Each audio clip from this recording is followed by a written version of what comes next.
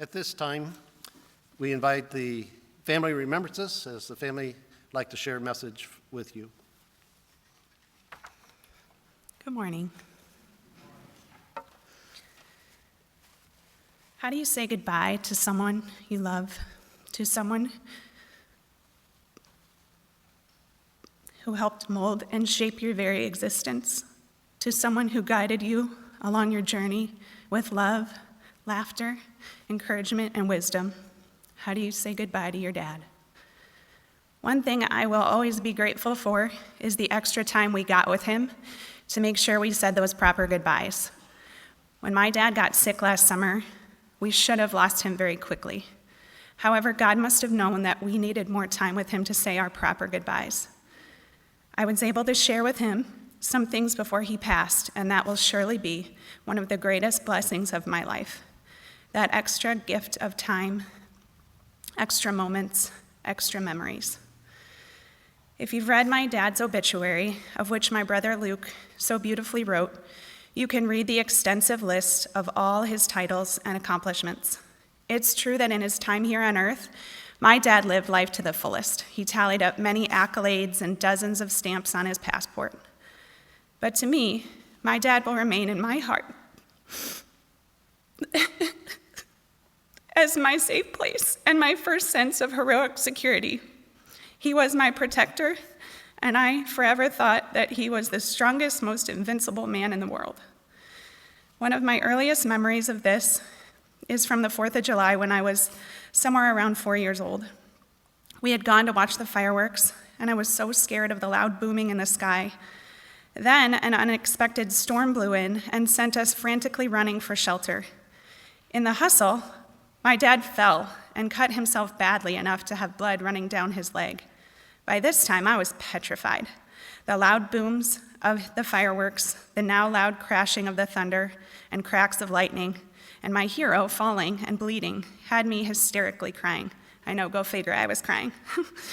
But my dad calmly picked me up, carried me to shelter, out of the rain, and rescued me from the panic. I needed my father, and he saved me.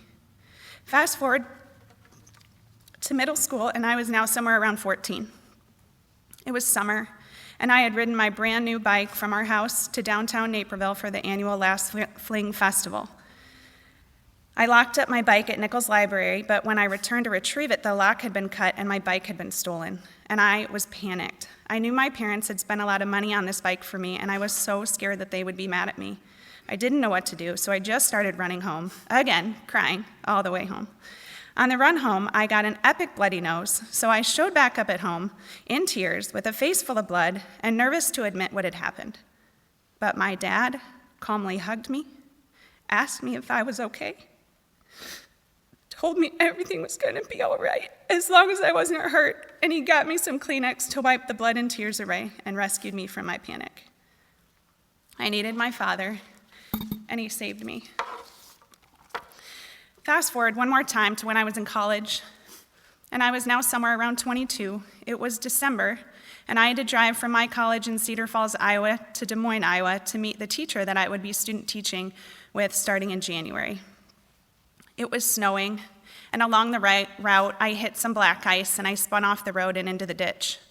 Luckily, cell phones were just getting popular, and I had a pay-by-the-minute cell phone, which allowed me to make emergency calls. Who do you think I called? My dad, of course. I was scared and cold and so fearful that another car or truck would hit me, would hit the same black ice and come plow right into me.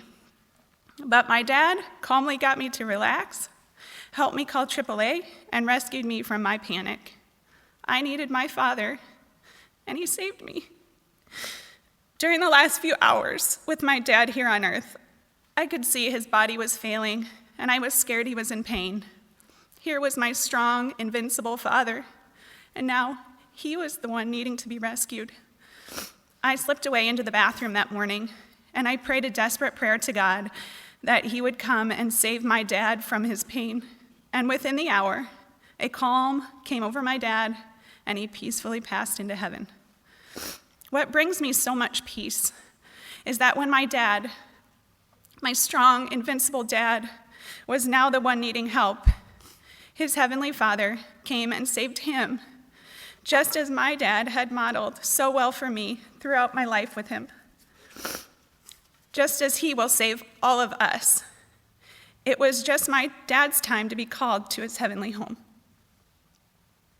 So how do we move on from here? A beloved family friend of ours shared this quote with us recently. I think the hardest part of losing someone isn't having to say goodbye, but rather learning to live without them, always trying to fill the void, the emptiness that's left inside your heart when they go. I will miss so many things about him, as I know all of you will too. And in the numbing sting of his passing, I've been searching for how to move on. And then my cousin Chris shared a beautiful story with us a few days ago. He shared, "You all and Uncle Freddie were on my mind tonight. We had our first baseball game, and I'm the head coach. We played a rival team and beat them 11-2. Cash, his son, had 0 errors and at least 6 outs at first base and a bomb to the deep gap between right and center. The whole night, Uncle Freddie was on my mind, and the kids played great and truly felt the joy of baseball tonight in honor of him. He has been on my mind nonstop, and I don't know if any of it truly hit me until tonight, playing baseball with a bunch of kids having the time of their lives. It would have brought a big smile to his face." This story helped pull me out of the numbness. It reminded me that we move on by remembering all the wonderful times we shared with him and honoring his memory with stories of love and laughter, just as my cousin so graciously shared with us. Through these shared stories of love, we begin to move on from the tears. We begin to heal from the sting of the loss because we know he will always be right there in our hearts and that we will see him again in heaven.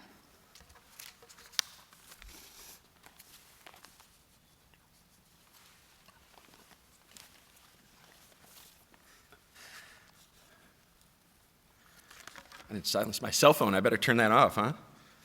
They get me in big trouble upstairs.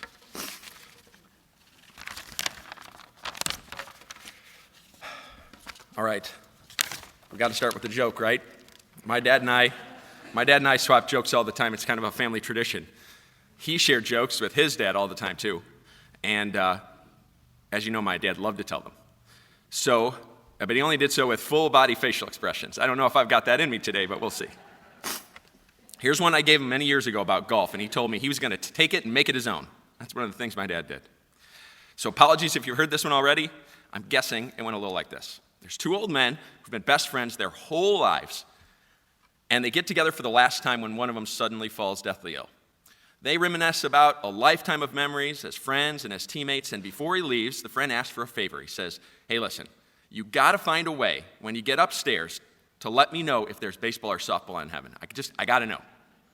The dying man responds, "You've been my friend through thick and thin, so yeah, I'll find a way. I will do this for you." And a few days later, when the man passes, the surviving friend is sleeping, and he hears his friend's voice come to him in a dream. He says, "I've got some good news, and I've got some bad news. Good news is there's baseball and softball games playing anytime you want them. There are no rainouts. Get this, the umpires have perfect eyesight. And there's ice cream social after every game." He said, "That's amazing. What's the bad news?" "Well, you're batting cleanup tomorrow." Today we gather not to mourn the passing of Fred Willman,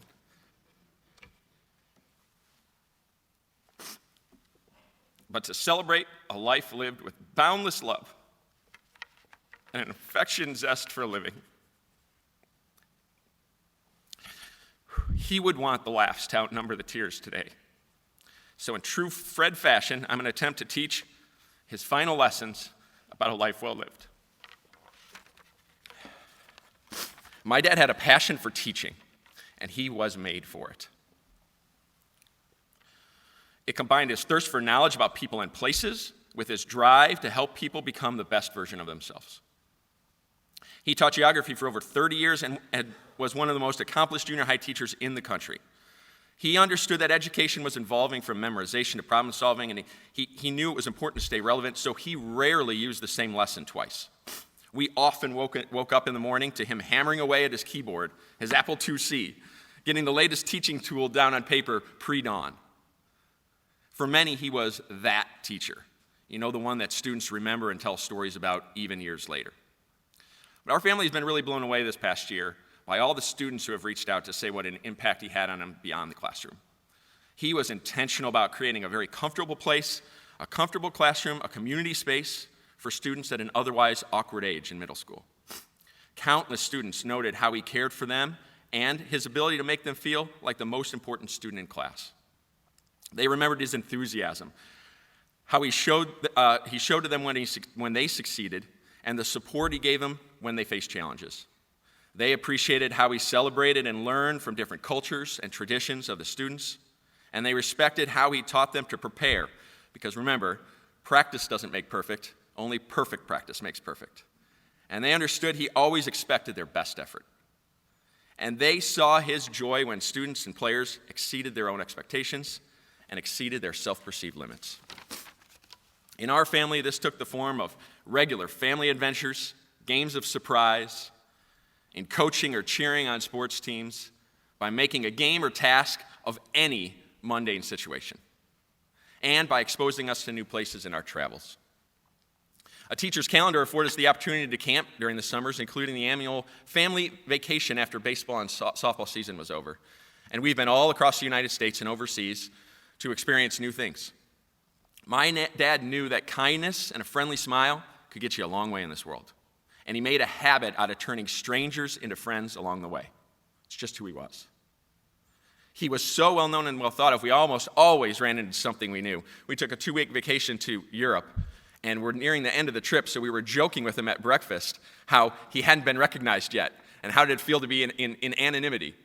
Of course, then we proceeded to go to a tour of Anne Frank's house in Amsterdam, where we stood in line next to one of his former students. But he didn't need a grand destination to explore. My dad was an expert at finding all the little hidden gems in his own backyard. He often discovered them by taking the long way home, or making an unplanned stop and chatting up someone. And in doing so, he showed us the joy is in the journey as much as the destination. He also imparted us the importance of leaving places better than we found them, and leaving the people that we meet better because they know him. My dad approached every interaction, every endeavor, every task with that commitment to making a positive difference. And that took the form of volunteering and mentoring, coaching, community cleanups. Here in Florida, he served at the church, he tutored in the local schools, and he even started a booster club called the Rattler Rooters, which supported extracurricular activities here in Bellevue. My dad strived to be a good steward to the world around us, and he demonstrated that even the smallest acts of generosity can have a ripple effect.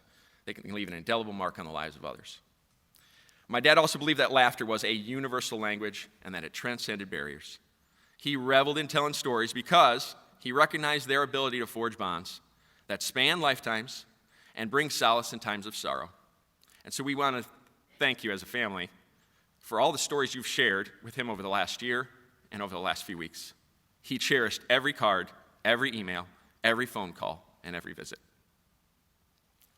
Like anyone else, he did not expect his final chapter to be written so soon.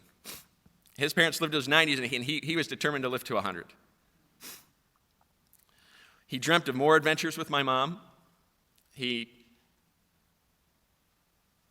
couldn't wait to watch his grandchildren grow up. He was excited to travel to his last 2 continents and tell more stories as true as he remembered them to be. Growing much older, surrounded by his loving family and countless friends, and while his time here on earth was shorter than he would have liked, he had an impact everywhere he went because he approached life with an open heart, an unwavering belief in the power of connection, and an understanding of the power of community. You all are a testament of that today. Through those actions and words, he taught us invaluable lessons that we'll carry forward as his enduring legacy. Oh, and one more last thing to remember. There's always room and an occasion for ice cream. So after the service today, we do invite you to have lunch with us and ice cream. Thank you for being here.